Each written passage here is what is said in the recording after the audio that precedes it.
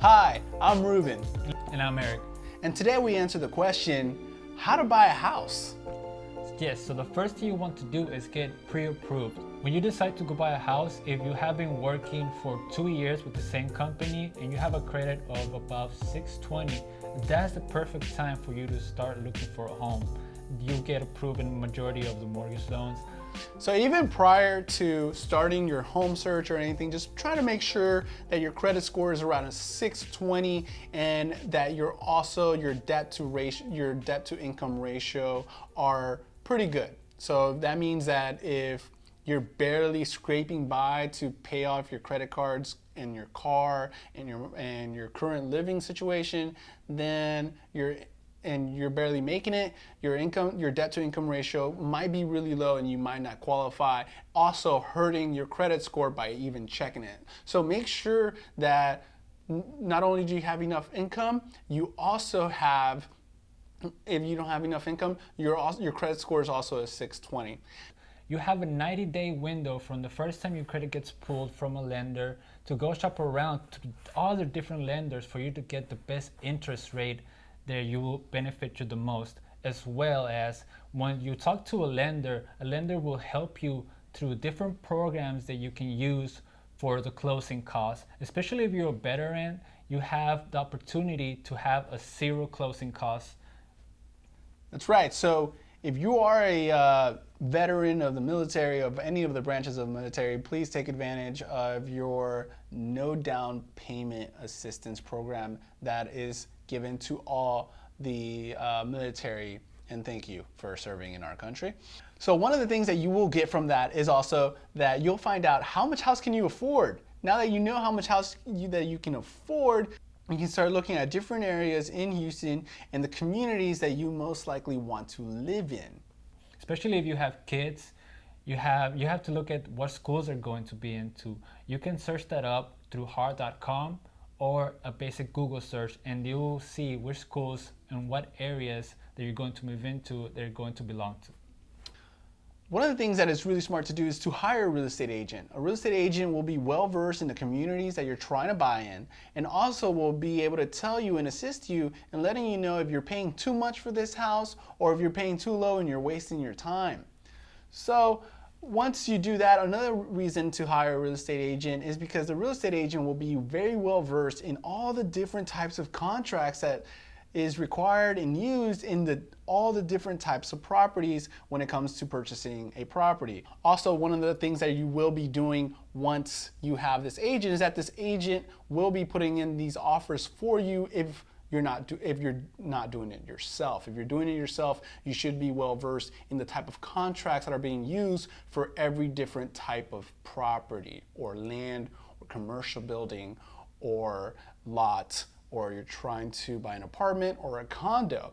The contracts varies. So it's really good to have a real estate agent to help you navigate through all the little details that comes in when putting in an offer. And one of the most common questions we get is, how long does it take to buy a house?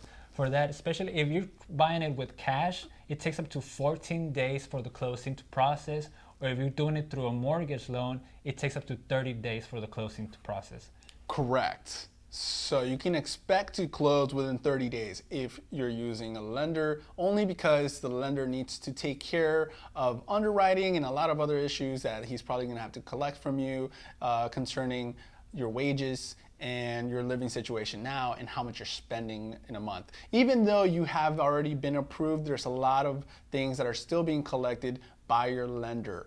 But this all also depends and ranges on who you choose as a lender. Always ask your real estate agent to refer you to their best mortgage lender that has been able to help you out. This agent will be able to also put in offers for you and tell you if these are good ideas or if this is a bad idea. Once you get these offers in, you're going to have to pay two things once one of your offers gets accepted. One is your option period, and then also your earnest money. On your option period, it's usually going to be around $100 to $200 depending on how many days you need an option period for. The common days is 7 days up to 10 or 14 days. If the property has a lot of visual complications that you need more time to have it inspected. The earnest money, though, will be at least 1% of the total sales cost of the house or the property that you're purchasing. And that it should be something that should be recommended by your agent, is to have your home inspected. Actually, I would scratch that. Always have the house inspected. Doesn't matter really how much the cost is, really minimal to the amount of savings that you can end up having to fix later on in the future if you find out of an issue at the inspection after an option period. So let me explain that and break that down just a little bit. During this option period, you get to inspect the house, and then if something's bad with the house, you can negotiate with the seller, and if the seller does not want to negotiate, you get your earnest money back and you cancel the contract. Now, if you wait till your option period is over and you find an issue in the inspection with the house, then you can try to negotiate with the seller.